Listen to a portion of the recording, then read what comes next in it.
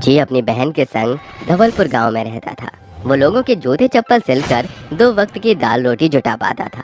आज सवेरे जब वो अपना झोला उठाई जा रहा था, तब कमला से उसकी टक्कर हो जाती है। अरे माफ करना। राम राम राम, सवेरे सवेरे इस मोची की सूरत देख ली, सारे दिन का सत्यानाश हो गया। अब गंगा जल से नहाना पड़ेगा। आप तो ऐसे कह रही हैं जैसे मैं कोई अछूत हूँ। मुझ मोची के सीने में भी दिल है, जाने क्यों आप सब मुझे बुरा भला कहते हैं। लोगों के चप्पल जूते सिलने वाला 2 कौड़ी के मोची मुझसे बकैती करता है। दफा हो मेरी नजरों से। गरीब मोची गांव वालों की दुत्कार आए दिन सुनता, अमीरों के जूते चप्पल सिलता और दिन भर में जो मेहनताना मिलता उससे उसका घर का गुजारा चलता था। भोर से शाम होने को आ गई, आज तो बोनी भी नहीं हुई। अगर कमाऊंगा नहीं तो खाऊंगा क्या। काफी देर राह देखने के बाद भी जब कोई नहीं आता तो देर शाम वो निराश मन से घर लौट आता है। गांव में लोग टोली में बैठे हंस बोल रहे थे। तभी मोची को आता देख वो बोलते हैं, नाश मिटे इस मोची का। चोरी 2 कौड़ी के मोची है, आंखें हैं कि बटन, देखते हुए मुंह उठाई चला आ रहा है। मैं भी इनके ही जैसा इंसान हूँ, फिर भी जाने क्यों ये मुझे देख नाक सिकोड़ते हैं। क्या मेरा मोची होना अभिशाप है। जात से मोची होने के चलते गांव वाले उसे दूरियां बनाकर रखते थे। मोची को खाली हाथ घर आता देख रमिया कहती है, भैया तुम खाली हाथ? आज 1 भी रुपए की कमाई नहीं हुई, कोई भी आदमी जूता चप्पल सिलवाने नहीं आया। घर में बनाने को कुछ भी नहीं, क्या आज रात हम भूखे ही सोएंगे? भरा पूरा गांव है, कोई तो हमें खाने को दे ही देगा। जबरू सभी से खाने को मांगता है, लेकिन पत्थर दिल लोग मदद करना तो दूर, गरीब मोची को खरी खोटी सुनाकर उसे भगा देते हैं। अरे जिस गांव में रहने वाले लोगों के बीच अपनापन न हो बल्कि जिल्लत भरी जिंदगी हो, वहाँ रहना सही नहीं है। लेकिन हमारे पास दूसरा कोई ठिकाना भी तो नहीं, हम जाएंगे कहाँ? जहाँ ईश्वर ले जाए। वो भूखे प्यासे ही गांव को अलविदा बोलकर निकल पड़ते हैं। चलते हुए वो कोसों दूर पहुंचते हैं, जहाँ उनके पाँव एक खूबसूरत जंगल के पास रुकते हैं। अरे अब हम इस जंगल में अपना आशियाना बनाएंगे। और जिस दिन हमारे पास खाने को ना हुआ तो हम पेड़ से फल तोड़कर अपना पेट भी भर सकेंगे। मोची पेड़ों से लकड़ियां काटकर एक सुंदर झोपड़ी तैयार कर लेता है। यहाँ कितना सुकून है। वो फल तोड़कर अपनी भूख मिटाते हैं। अगली भोर मोची थैला उठाए बाजार में जाकर चप्पल सिलता है और चंद सिक्कों से घर का राशन लाता था। वो थोड़े में भी खुश था, पर अब बाजार में और भी मोची के आने से उसका धंधा ठप पड़ जाता है। ऐसे में भीषण गर्मी पड़ती है, जिससे जंगल के फल फूल के पेड़ भी सूख जाते हैं। अरे अब मैं अपना और रमिया का पेट कैसे भरूंगा? क्यों ईश्वर ने सारे दुख मुझ मोची के भाग्य में ही लिख दिए हैं। वो कुछ दूर आता है कि अचानक उसको जंगल के बीचों बीच एक ऋषि बेहोश दिखाई पड़ते हैं। अरे यह तो कोई तपस्वी लगते हैं, मुझे इनकी मदद करनी होगी। मोची ऋषि के मुंह पर पानी डालकर उन्हें पेड़ की छाई में ले आता है। तभी उसकी नज़र ऋषि के पैरों पर पड़े छालों पर पड़ जाती है, जिसमें से बेतहाशा खून बह रहा था। धरती की तपिश से इनके पाँव में छाले पड़ गए हैं। मैं तो मामूली मोची हूँ और ये ब्राह्मण, इसलिए इन्हें अपना चप्पल नहीं पहना सकता। मोची पेड़ की छाल छीलकर लकड़ी की चप्पल बनाकर ऋषि को पहनाता है। तभी ऋषि को होश आता है। क्या तुमने मेरी जान बचाई? जी हाँ। ये मेरे पैरों में किसके चरण पादुका है? वो नंगे पाँव चलने से आपके पैरों में छाले पड़ गए थे, इसलिए मैंने ये आपके लिए बनाया। अगले ही पल तेज रोशनी की चमक के साथ ऋषि जमीन से अदृश्य होकर एक देवता का विशाल रूप धरकर कहते हैं, तुम्हारी सेवा से मैं प्रसन्न हुआ। घबराओ नहीं, मैं इस वन का देवता हूँ। वनदेव? मैं एक गरीब मोची हूँ, कोई भी मुझसे बात करना तो दूर, देखना भी पसंद नहीं करता। वन देवता मोची को जादुई जूता देकर कहते हैं, यह एक जादुई सोने का जूता है। जब भी तुम्हारे पास कमी हो तुम इसे मदद के लिए पुकारना, तब ये जादुई सोने के जूते में बदलकर तुम्हें सोने के सिक्के देगा। ये कहकर देवता गायब हो जाता है और मोची खुश होकर जादुई जूता लिए घर पहुंचता है। घर में खाने को कुछ भी नहीं, फिर भी तुम्हारे चेहरे पर मुस्कान है। क्योंकि अब हमारे दिन सुधरने वाले हैं। जादुई जूता, मुझे ढेर सारे सोने के सिक्के दे। जादुई जूता हवा में उछलकर बड़े आकार का होकर सोने के चमचमाते सिक्के बरसाने लगता है, जिसे देख हैरानी से रमिया का मुंह खुला, आंखें फटी रह जाती हैं। अरे ये जादुई सुनहरा जूता तो हीरे की खान जैसा है, या यूं कहें कि ये खजाना है। जादुई जूते से मिले सोने के सिक्कों को बटोरकर गरीब मोची उन्हें बेचकर घर का राशन पानी ले आता है, जिससे रमिया खाना पकाती है। अरे आज कितने अरसे बाद हमको ये स्वादिष्ट खाना मिला है। ये सब कुछ सिर्फ इस जादुई जूते की वजह से मुमकिन हुआ है। जादुई जूता हर दिन उन्हें सोने के सिक्के दिया करता था, जिसे वो जमा कर रहे थे। भैया, इस जादुई जूते से हमारा जीवन पटरी पर आने लगा है। बात तो तुमने 100% की है रमिया। हमारी खुशहाली इस जादुई जूते की देन है। मोची जमा किए सोने के सिक्कों को बेच आता है, जिससे उसे खूब सारे नोट मिलते हैं। वो एक आलीशान घर की नींव डालता है और दोनों राजाओं सा जीवन जीने लगते हैं। घर पर रहकर मैं ऊब चुका हूँ। मैं दोबारा से कामकाज करना चाहता हूँ। लेकिन अब हमें किस भली चीज की कमी घटी है जो तुम्हें चाकरी करनी पड़े भैया? भले ही आज हमारे दिन पलट गए, पर मैं हूँ तो एक मोची। क्यों ना मैं चप्पल जूतों की एक बड़ी सी दुकान खोल दूं, जिसके लिए मुझे कुछ पैसों की जरूरत पड़ेगी। झबरू जादुई जूते को निकालकर उससे कहता है, जादुई जूते, जल्दी से मुझे ढेर सारे सोने के सिक्के दे दो। साधारण जूता हवा में उछलकर तेज रोशनी प्रकाशित करते हुए जादुई सुनहरे जूते में बदलकर झबरू को खूब सारा सोने का सिक्का देता है। तुम्हारा बहुत बहुत शुक्रिया जादुई जूते, मैं तुम्हारा बहुत एहसानमंद हूँ। जादुई जूते की मदद से झबरू फुटवेयर की एक फैक्ट्री और दुकान खोलता है। किस्मत उसका खूब साथ देती है। वो काफी तरक्की हासिल कर लेता है, जिसकी खुशी में वो भिखारियों को खाना खिलाता है कि एक भिखारी उसके पास आता है। मालिक, इस भिखारी को भी कुछ खाने को दे दो। भिखारी की सूरत देख झबरू की आंखों से आंसू छलक पड़ते हैं। अरे सोहन काका, आप इस हालत में? अरे तूने गाँव क्या छोड़ा, धवलपुर वासी पर दुखों का पहाड़ टूट पड़ा, सब भूखों मर रहे हैं। अरे चुप हो जाइए, चलिए मेरे साथ। झबरू बूढ़े सोहन के संग घर आकर जादुई जूते से कहता है, ए जादुई जूते, मुझे आज बहुत सारा सोना दे। जादुई जूता झमाझम सोने के सैकड़ों सिक्के बरसाता है। अरे दादा, ये क्या जादुई जापानी जूता जो सोना बरसा रहा है? काका, ये सारे सोने के सिक्के आप रखिए, इनसे गांव की बदहाली खत्म हो जाएगी। हमने तुम्हारे मोची होने के लिए तुम्हें सालों बुरा भला कहा, पर तुमने आज भी हमारा साथ दिया। आज के जमाने में तुम जैसा इंसान लाखों में एक होता है। सोहन के जाते ही झबरू की बहन रमिया मुंह बनाकर कहती है, इन सभी खड़ूस गांव वालों ने हमारे साथ इतना गलत रवैया किया, फिर भी आपने इनकी मदद की।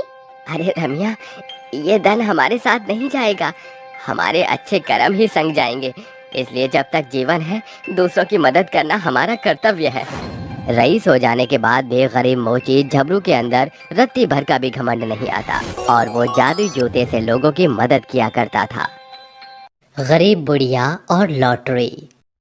नाथुपुर गांव में शांति नाम की भिखारन रोड पर भूख की वजह से पड़े हुए, वो कभी इधर बैठ रही थी तो कभी उधर बैठ रही होती है। शांति रोते हुए खुद से बोलती है, हे भगवान, मेरी हालत इतनी खराब है कि मैं अपने लिए कुछ नहीं कर पा रही हूँ। शांति खुद से बात कर ही रही होती है कि तभी उसको वहाँ पर कुछ दोस्त दिखते हैं। वो लोग बर्गर खाकर कूड़े में फेंक देते हैं। शांति भागते हुए कूड़ेदान की तरफ जाती है और कूड़ेदान में से बर्गर उठाकर खाने लगती है। जब वो बर्गर खा रही थी तब वो उस बर्गर को देखते हुए बोलती है, काश आज मेरा बेटा जिंदा होता और मेरे रिश्तेदारों ने मेरे साथ धोखेबाजी ना की होती, तो आज मेरा भी घर होता और मुझे इस तरह कूड़े में से उठाकर ना खाना पड़ रहा होता। ऐसे ही दिन बीतने लगे और अब शांति भूख से दर दर रोड पर भटकने लगी। वो रात के समय रोड पर सो जाती और दिन के समय किसी भी मंदिर में जाकर बैठ जाती। अगर उसे कोई कुछ खाने को दे देता तो वो खा लेती, और जिस दिन उसको कोई कुछ खाने को ना देता तो वो कूड़ेदान में से खाने के लिए ढूंढने लगती। इस तरह शांति के दिन दर्द भरे बीतने लगे। मुझे तो बहुत ज्यादा भूख लग रही है, क्यों ना मैं किसी से खाने के लिए कुछ मांग लूं। क्या पता कोई मुझ पर तरस दिखाकर कुछ दे दे। इतना कहकर शांति मंदिर की तरफ चल देती है और वहां से आने वाले हर व्यक्ति से कहती है, बाबूजी, बाबूजी, मुझे कुछ खाने के लिए दे दीजिए, मैं पिछले 4 दिन से भूखी हूँ। तुम भिखारिनों का कोई और काम नहीं होता है क्या? जब देखो मुंह उठाकर हमारे पास भीख मांगने के लिए आ जाते हो। और तुम तो अभी अच्छी खासी हो, तो फिर तुम यहाँ पर भीख क्यों मांग रही हो? तुम तो कोई भी काम करके अपना गुजारा चला सकती हो। बेटा, मैं तो बहुत ही ज्यादा बूढ़ी हूँ, मैं क्या काम करूँगी? मेरी पत्नी प्रेग्नेंट है, तुम उनकी देखभाल कर लिया करना। इसके बदले में तुम्हें कुछ पैसे भी दे दिया करूँगा मैं, जिसे तुम 2 वक्त की रोटी खा सकोगी। इतना कहकर आदमी शांति को अपने घर ले जाता है।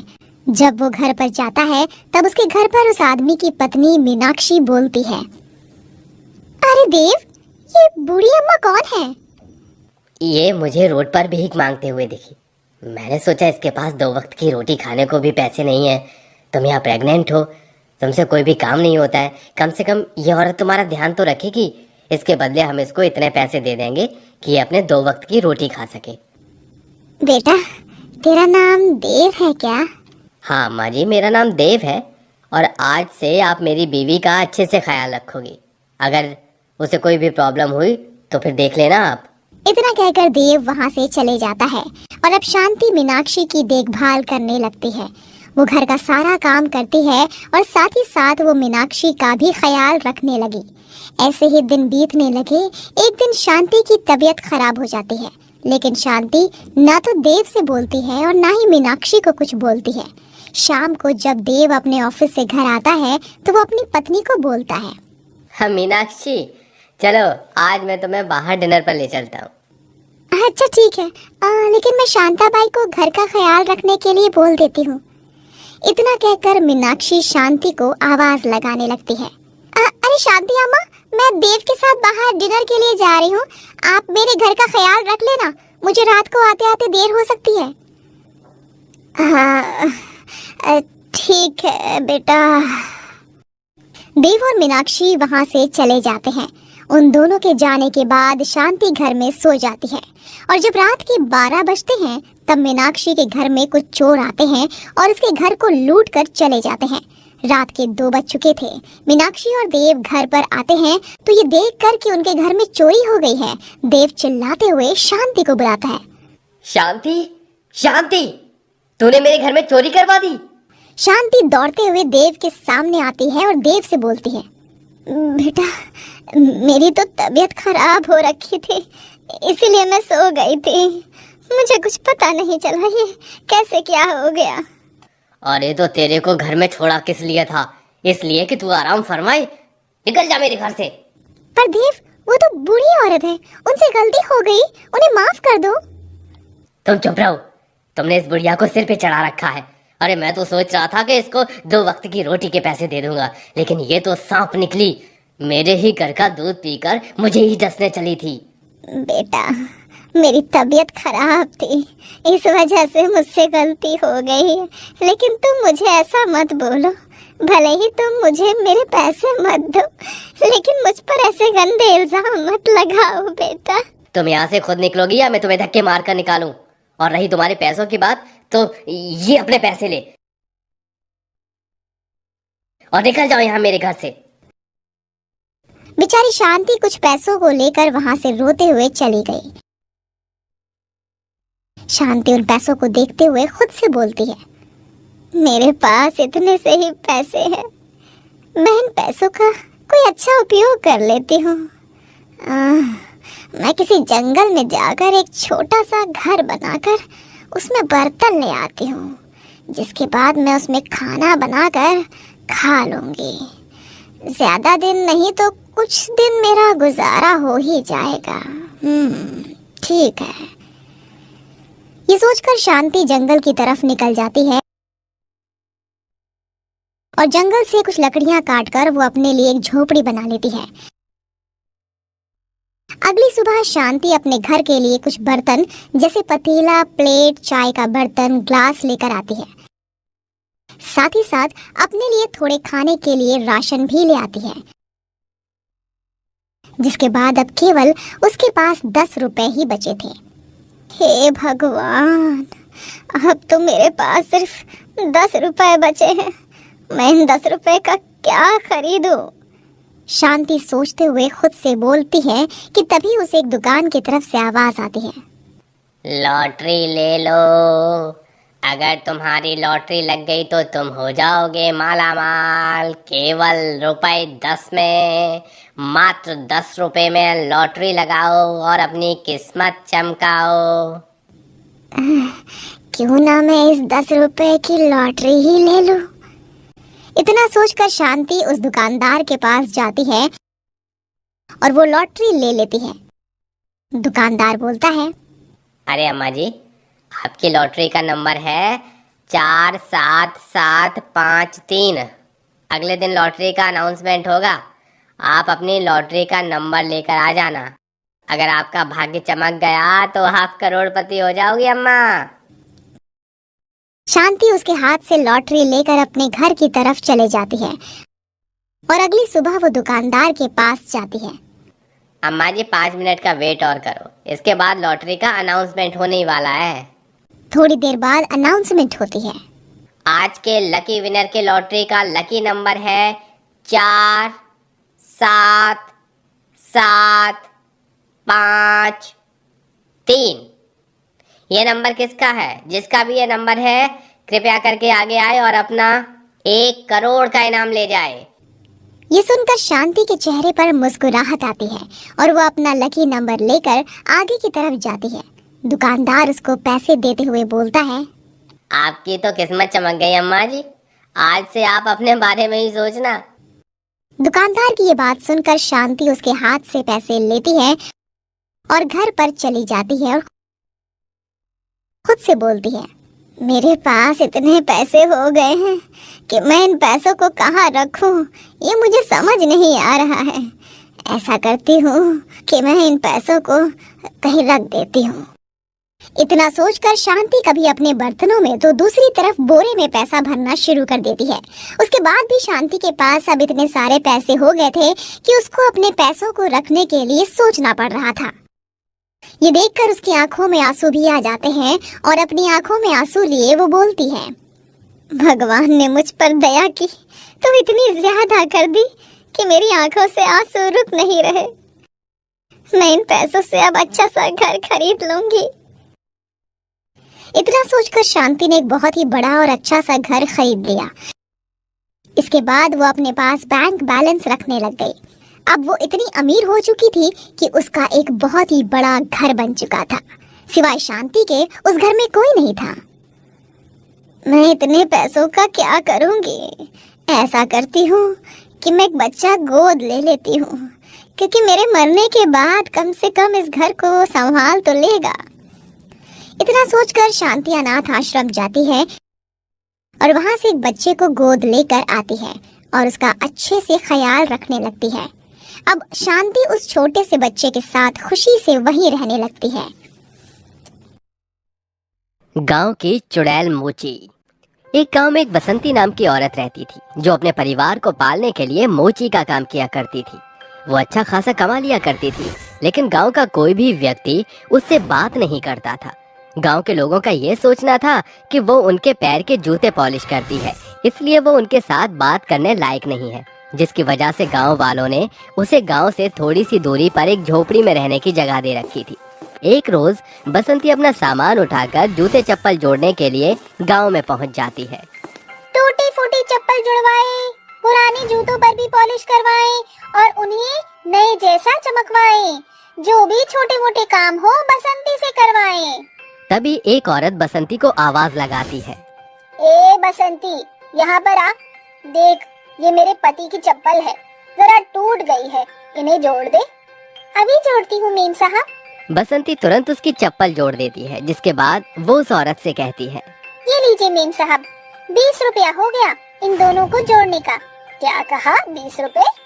हे मेरे भगवान, तूने तो गांव वालों को लूटना शुरू कर दिया है। 10 रुपए के काम के तूने 20 रुपए लगा दिए। मेम साहब, कैसी बात कर रही हो? मैंने दोनों चप्पल को अच्छी तरह सिला है। अगर एक चप्पल जोड़नी होती तो मैं केवल 10 रुपए ही लेती, लेकिन तुमने तो दोनों चप्पल जुड़वाई है। अरे हाँ, मुझे मत सिखा। ये ले अपने 20 रुपए और चलती बन यहाँ से। ऐसे ही दिन भर लोगों के ताने सुनकर और मेहनत करके बेचारी बसंती पैसा कमाया करती थी, लेकिन ऐसी जिल्लत भरी जिंदगी से वो बहुत ज्यादा परेशान हो गई थी। एक दिन रात को सोते समय वो अपने मन ही मन सोचती है, क्या फायदा ऐसी जिल्लत भरी जिंदगी जीने का, इससे अच्छा तो मैं मर ही जाऊं। कम से कम दुनिया की ऐसी बातें तो सुनने को नहीं मिलेंगी। ऐसे सोचकर वो बेचारी सो जाती है, जिसके बाद अगले दिन सुबह फिर से वो अपना मोची का सामान उठाकर काम करने के लिए निकल जाती है। जिसके बाद दिन भर गांव में लोगों के चप्पल जोड़ने के बाद जैसे ही दोपहर होती है, वो आराम करने के लिए एक पेड़ के नीचे आकर सो जाती है। तभी वहां से गांव का मुखिया गुजर रहा होता है, लेकिन अचानक से उसका पैर एक लकड़ी के टुकड़े में जाकर फंस जाता है, जिसकी वजह से उसकी चप्पल टूट जाती है। ओहो, ये क्या हो गया? अरे मेरी तो चप्पल टूट गई। तभी मुखिया की नजर बसंती के ऊपर पड़ती है, जिसे देखने के बाद वो अपने मुनीम से कहता है, अरे मुनीम जी, लगता है वहाँ गांव की मोची बसंती आराम कर रही है। उसका आराम मुझे खल रहा है, उसे उठाओ और बोलो मेरे पैर की चप्पल को जोड़ेगी। मुनीम मुखिया की बात सुनकर बसंती को जगाने के लिए चला जाता है। बसंती पहले ही मुखिया की बातें सुन लेती है, जिसकी वजह से बसंती मुनीम से कहती है, ये मेरा आराम करने का वक्त है, इस समय मैं किसी का कोई काम नहीं करूंगी। अगर आपको चप्पल जुड़वानी है तो दूसरा कोई मोची ढूंढ लीजिए। बसंती की ये बात मुखिया को तीर की तरह चुभ जाती है, जिसके बाद उसे बहुत ज्यादा गुस्सा आता है और वो अपनी छड़ी से बसंती को सोते हुए मारने लगता है। तेरी इतनी औकात कि तू मुखिया के काम को मना करेगी? रुक, तुझे तो मैं अभी बताता हूँ। मुखिया बसंती को बहुत देर तक मारता रहता है, जिसके बाद बेचारी बसंती तड़प तड़प कर वहीं मर जाती है और मुखिया मुनीम के साथ वहां से चला जाता है। मरने के बाद बसंती की आत्मा को शांति नहीं मिलती और वो एक बहुत भयानक चुड़ैल में बदल जाती है। इन गाँव के लोगों के अंदर बिल्कुल भी इंसानियत नाम की चीज नहीं है। इन्होंने एक बार भी मेरे और मेरे परिवार के बारे में नहीं सोचा और हमेशा मुझे और मेरे परिवार के साथ बहुत बुरा बर्ताव किया। अब मैं इन लोगों को नहीं छोड़ूंगी। मैं चुड़ैल बनने के बाद भी मोची का काम करती रहूंगी और इन्हें सबक सिखाऊंगी। ऐसा सोचकर चुड़ैल अपना रूप बदल लेती है और दोबारा से काम शुरू करने लगती है। आओ आओ गाँव वालों, अपनी टूटी फूटी चप्पल जुड़वाने, पुराने जूतों पर पॉलिश करवाने या उन्हें नया बनवाने और बसंती के टैलेंट का फायदा उठाओ। गांव के कई लोग चुड़ैल के पास अपनी टूटी फूटी चप्पल ले आते हैं, जिसके बाद चुड़ैल बैठकर सबकी चप्पलें सिल कर दे देती है और वहां से चली जाती है। धीरे धीरे रात होने लगती है। रात होने के बाद जिसकी चुड़ैल ने चप्पल सिली थी, उनके पैरों पर एक बहुत भयानक एलर्जी हो जाती है, जिसकी वजह से उनके पैर फूलकर हाथी जैसे मोटे हो जाते हैं। जैसे ही सुबह होती है, गांव के सभी लोग उस एलर्जी से परेशान होकर आपस में बात करने लगते हैं। अरे कोई मेरी मदद करो, अरे मुझे बहुत दर्द हो रहा है, मेरे पैरों में बहुत खुजली हो रही है, मेरे पैर सूजकर मोटे हो गए हैं। अरे कोई मेरी मदद करो, मुझे बहुत दर्द हो रहा है, मेरे पैरों में बहुत खुजली हो रही है। मेरे पैर सूजकर मोटे हो गए हैं। अरे अरे मेरे पैरों में भी ऐसा हो रहा है, देखो देखो कैसे सूजकर हाथी जैसे हो गए हैं। अरे भैया बहुत दर्द हो रहा है और खुजली तो पूछो ही मत। गांव के कई लोगों के पैरों में बिल्कुल वैसा ही हो गया था, जिसकी वजह से गांव के सभी लोग बहुत ज्यादा परेशान हो गए थे। ये सब देख चुड़ैल अपने आप से कहती है, आखिरकार अब इन गाँव वालों को पता चलेगा कि किसी के साथ बुरा बर्ताव करने का नतीजा कैसा होता है। अगर कोई इंसान मोची का काम करता है तो क्या उसकी कोई इज्जत नहीं होती या उसका कोई समाज में सम्मान नहीं होता। ऐसी सोच रखने वालों के लिए ऐसा होना बहुत जरूरी होता है। आज मुझे बहुत सुकून मिला। इतना कहकर चुड़ैल वहां से गायब हो जाती है। जिसके बाद गांव के लोग अपने पैर को ठीक करने के लिए आयुर्वेदिक चीजें भी इस्तेमाल करते हैं और वैद्य से इलाज भी करवाते हैं, लेकिन कोई भी असर नहीं पड़ता। जिसके बाद एक दिन गांव के अंदर एक अघोरी बाबा पहुंच जाते हैं, जो गांव की हालत को देखकर गांव वालों से कहते हैं, ये सब क्या हो गया है? तुम लोगों के पैरों को ये सब किसने किया? क्या बताएं बाबा, एक रात के बाद गांव में कई लोगों के पैरों में ये सब हो गया। कुछ समझ ही नहीं आ रहा कि ये हुआ कैसे। ये सब अघोरी बाबा को थोड़ा अटपटा सा लगता है। जिसके बाद अघोरी बाबा अपनी तंत्र विद्या का उपयोग करके उस समस्या का समाधान निकालने की कोशिश करते हैं। तभी उन्हें चुड़ैल के वास का संकेत मिलता है। गांव वालों, तुम्हारे गांव में एक बहुत भयानक चुड़ैल का वास है। उस चुड़ैल का तुम लोगों ने बहुत दिल दुखाया है, जिसकी वजह से उसने ये सब किया है। इसका तोड़ भी उसी के पास है, हमें उसे बुलाना होगा। चुड़ैल का नाम सुनकर गांव के सभी लोग बहुत अचंभित हो जाते हैं। जिसके बाद कंचन कहती है, बाबा कुछ भी करो, उस चुड़ैल को यहाँ बुलाओ और उससे हमारे पैरों को ठीक करवाओ, नहीं तो हम लोग इस एलर्जी से पीड़ित होकर मर जाएंगे। देखते ही देखते ये बीमारी हम एक दूसरे से फैलती जा रही है। हमारी वजह से और भी कई लोगों को एलर्जी हो गई है। कंचन की बात सुनने के बाद अघोरी बाबा अपने मंत्रों का उपचार करके गांव में चुड़ैल को बुलाते हैं। ओम ह्रीं क्लीं चामुंडाय विचे नमः। ओम ह्रीं क्लीं चामुंडाय विचे नमः। अघोरी के मंत्र पढ़ने से चुड़ैल उसके सामने प्रकट होती है।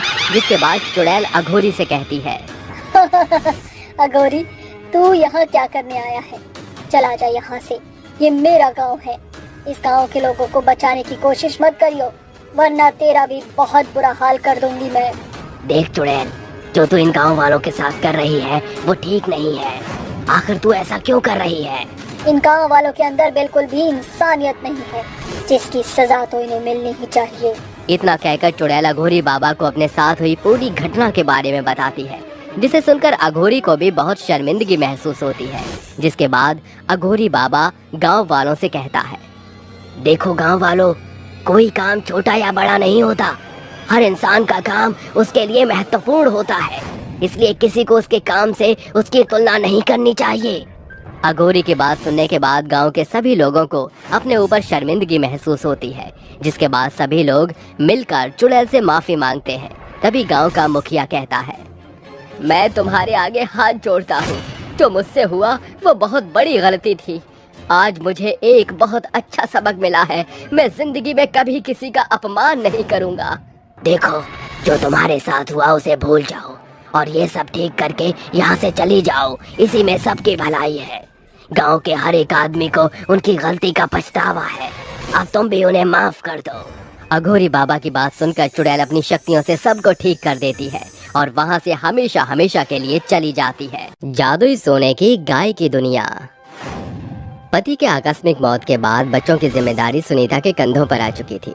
उसके पास एक गाय थी जिसका दूध बेचकर वो अपने बच्चों का भरण पोषण कर पाती थी।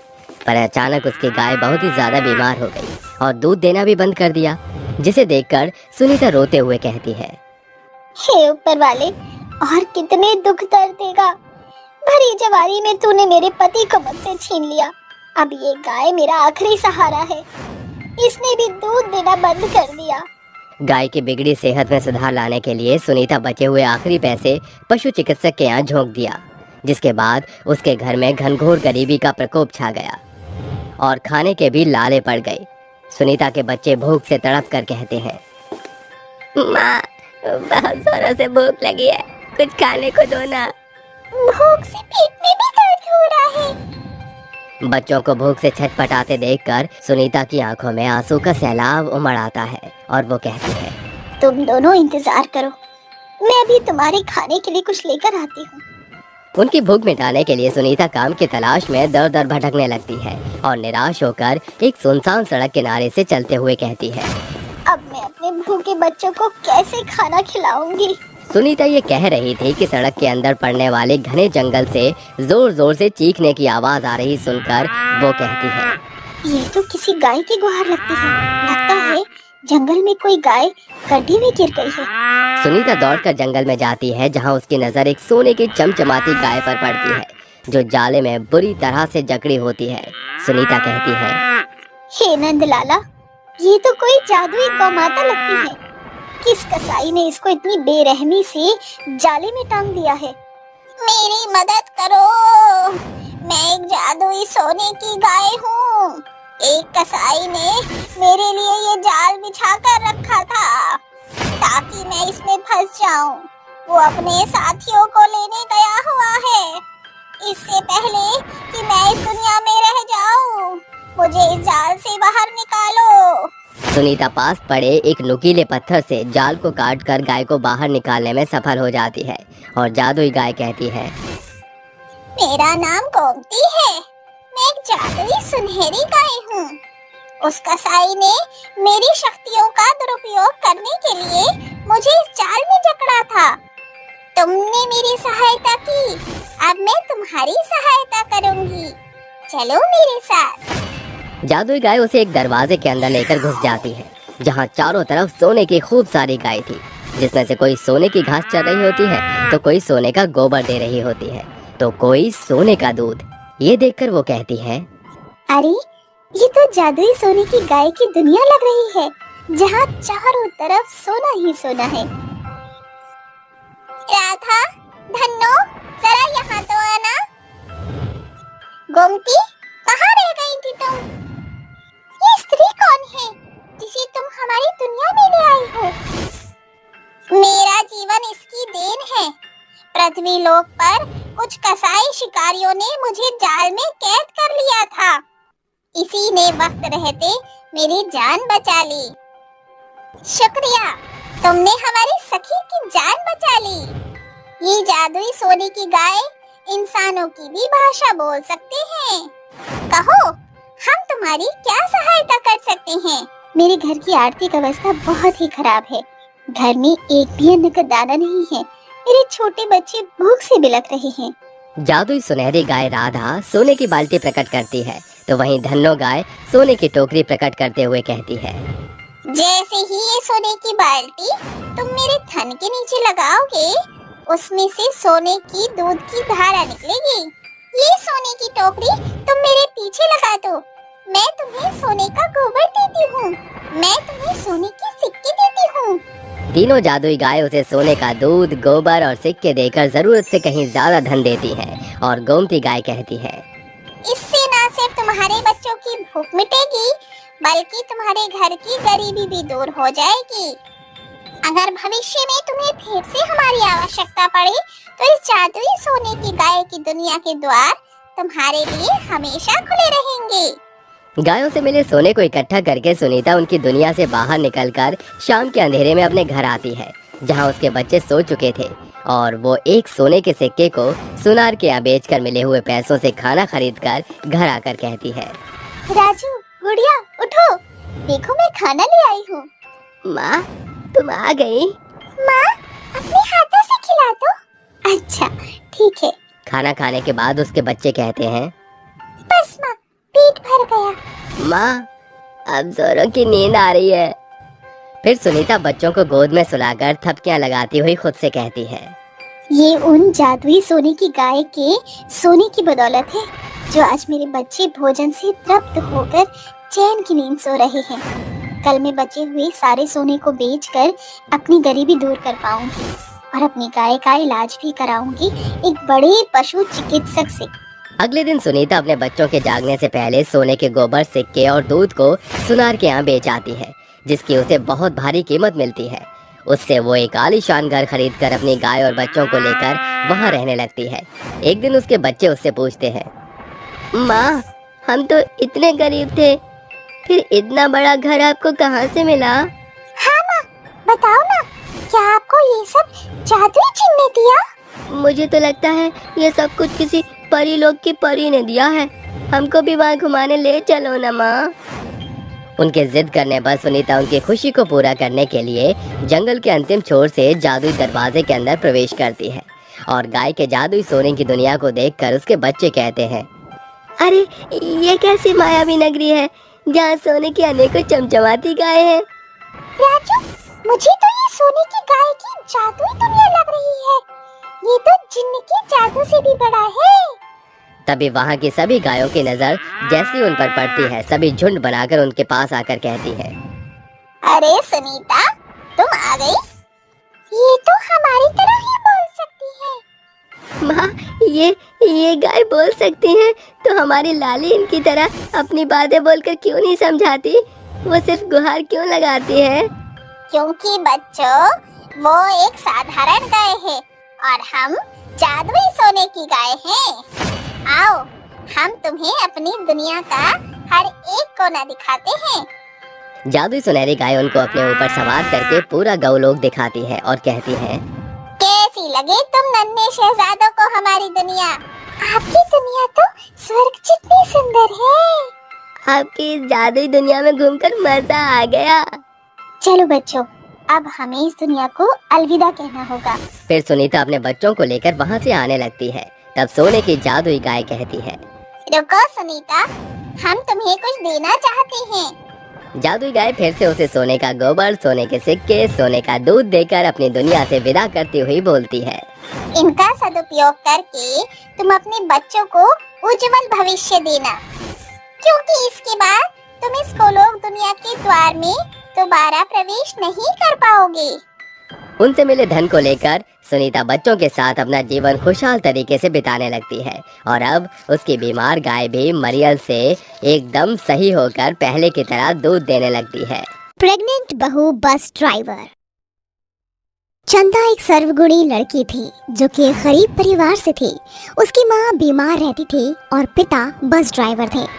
ऐसे ही एक दिन वो अपने पिता से कहती है, बाबा, मुझे भी बस चलाना सिखा दो ना अपनी तरह।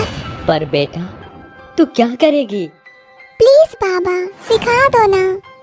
इस तरह चंदा अपने बाबा से जिद करके ड्राइविंग सीखने की मांग करती है। तो अगले दिन उसके पिता उसे अपने बस में बिठाते हैं और उसे बताते हैं कि किस तरीके से बस चलाया जाता है और फिर चंदा भी धीरे धीरे बस चलाना सीख जाती है। वक्त बीतता है। चंदा के पिता उसकी शादी राजू नाम के लड़के से करा देते हैं, जिसके बाद वो अपने ससुराल की सारी जिम्मेदारी को संभाल लेती है। दोपहर के 2 बजते हैं और चंदा अपनी सास माया को खाना देती है। माँ जी, खाना लगा दिया है, आ जाइए। अरे मैं आऊंगी, राजू को तो बुला ले। जी माँ जी, बुलाती हूँ। चंदा आवाज देकर अपने पति को बुलाती है। तभी राजू गुस्से से कहता है, मेरे को खाना वाना नहीं खाना, मेरे को दारू पीनी है, पैसा निकाल के दे। आप कितनी शराब पिएंगे? पहले से ही नशे में है। आपको और पैसे नहीं दे सकते भाई। माँ जी आपको खाने के लिए बुला रही है, आप आ जाइए। मैंने बोला ना मुझे शराब पीनी है, बस। चंदा के फिर से मना करने पर राजू उसे मारता है। चंदा रोने लगती है। आंसू पोंछकर अपनी सास के पास जाती है और कहती है, माँ जी वो तो नहीं आएंगे, मैंने बहुत बोला, मना कर दिया उन्होंने। अरे कोई बात नहीं, तू खा ले और तेरे पापा जी भी आते ही होंगे। दोनों बैठकर खाना खाते ही हैं कि महेंद्र आ जाता है। फिर सब बैठकर खाना खाते हैं। खाना खाकर महेंद्र कहता है, ठीक है, अब मैं चलता हूँ, पैसेंजर वेट कर रहे होंगे, मेरा लेट हो गया, जल्दी से बस लेकर पहुँचता हूँ। चंदा के पिता की तरह उसके ससुर भी बस ड्राइवर होते हैं। महेंद्र माया को बाय करके चला जाता है। वक्त बीतता है। माया के घर का खर्चा उसका पति चला रहा था। बेटे राजू ने गलत संगत में आकर शराब पीना शुरू कर दिया था। नौकरी ना करके उसने घर का खर्च उठाने में कोई योगदान नहीं दिया, न ही उसने चंदा की ज़रूरतों पर ध्यान दिया। इस वजह से चंदा अपनी निजी ज़रूरतों की मांग भी नहीं कर पाती थी। धीरे धीरे राजू को शराब की और लत लग जाती है, जिससे उसका बार बार पीने का मन करता है। घर से पैसे ना मिलने पर कभी वो घर से चोरी करता तो कभी बाहर से कर्जा मांग कर शराब पीता, लेकिन पीता ज़रूर था। राजू अपनी पीने की वजह से चंदा को अक्सर मारा पीटा करता था। ऐसे ही एक दिन छत पर सास धूप में बैठी थी और बहू कपड़े सुखा रही थी। तभी बहू को चक्कर आ जाते हैं। अरे बहू, बहू तुझे क्या हो गया है एकदम से? इतना बोलकर माया उसके मुंह पर पानी की कुछ बूंदें डालती है। चंदा होश में आती है। तभी माया बोलती है, बहू तू ठीक तो है? अरे अचानक से क्या हो गया? माँ जी पता नहीं, सुबह से चक्कर आ रहे हैं और घबराहट भी हो रही है। क्या सच? तुझे खट्टा खाने का भी मन कर रहा है क्या? हाँ माँ जी, कर तो रहा है। अरे तूने तो मुझे खुशियाँ दे दी, अब तो मैं दादी और तू माँ बन जाएगी। सच माँ जी? इसका मतलब मैं प्रेग्नेंट हूँ? हाँ बहू। चंदा की बात सुनकर माया बहुत खुश हो जाती है और वो चंदा को हॉस्पिटल ले जाती है, जहाँ डॉक्टर इस खुशखबरी को कंफर्म कर देती है। कुछ देर बाद माया घर में सबको बता देती है। सब खुशी से नाचने लगते हैं। महेंद्र के सर पर अब उसके पोते पोती की भी जिम्मेदारी आ गई थी। ये बात सोचकर महेंद्र अपने बेटे को कहता है, तू कब तक ऐसे रहेगा?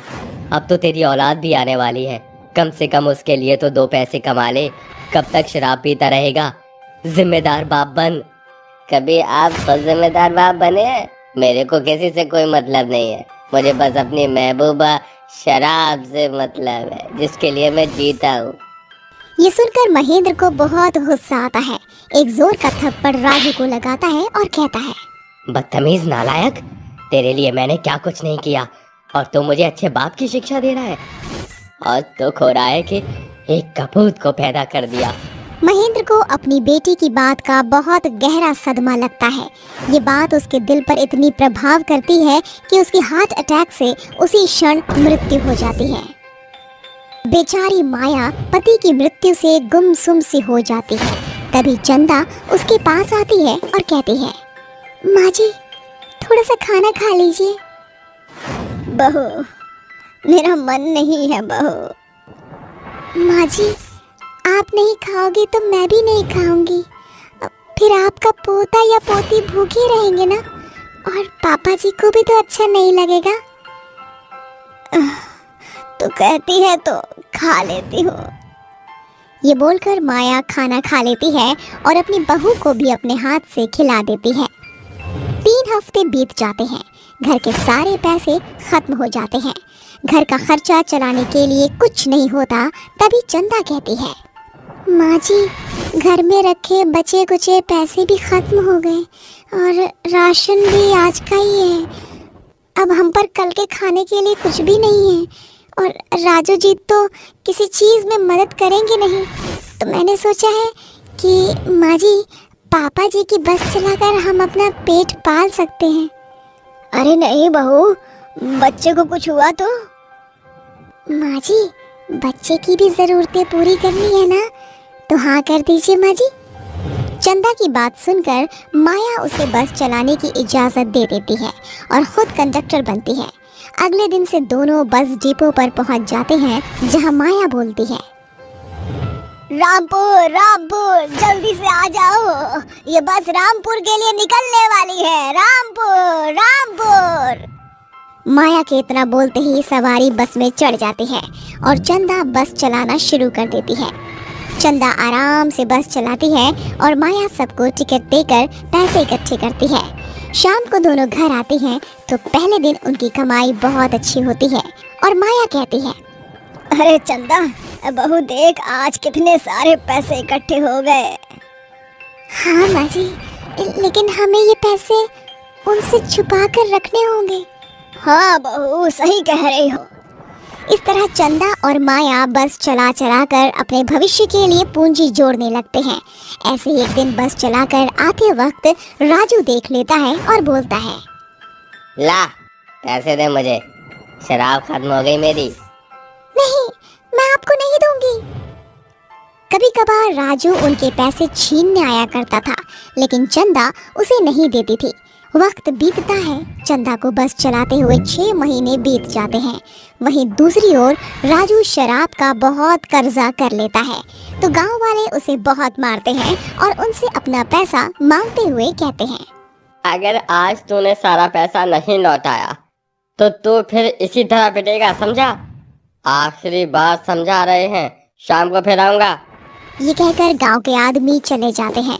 घबराते हुए राजू अपनी माँ और बीवी के पास जाता है और कहता है, माँ मुझे बचा लो, मेरी मदद करो। क्या हुआ तुझे? तेरी ये हालत किसने की है? माया के पूछते ही राजू सारी बातें उसे बता देता है। तभी माया बोलती है, बता बहू, क्या करे? माँ जी, सोचना क्या है, हमारे जमा किए हुए 50,000 इनके कर्जे में चुका दीजिए। पर बहू, ये तेरी डिलीवरी और बच्चे के लिए है। कोई बात नहीं माँ जी, हम और मेहनत कर लेंगे। चंदा, मुझे माफ कर दो। तुम्हारे साथ मैंने बहुत बुरा किया, लेकिन अब मैं अपनी गलतियों को सुधार लूंगा। तुम्हारा और बच्चे का ख्याल रखूंगा और बस चलाकर मेहनत भी करूंगा। चंदा प्लीज मुझे माफ कर दो। सच? हाँ चंदा। राजू चंदा को गले लगा लेता है।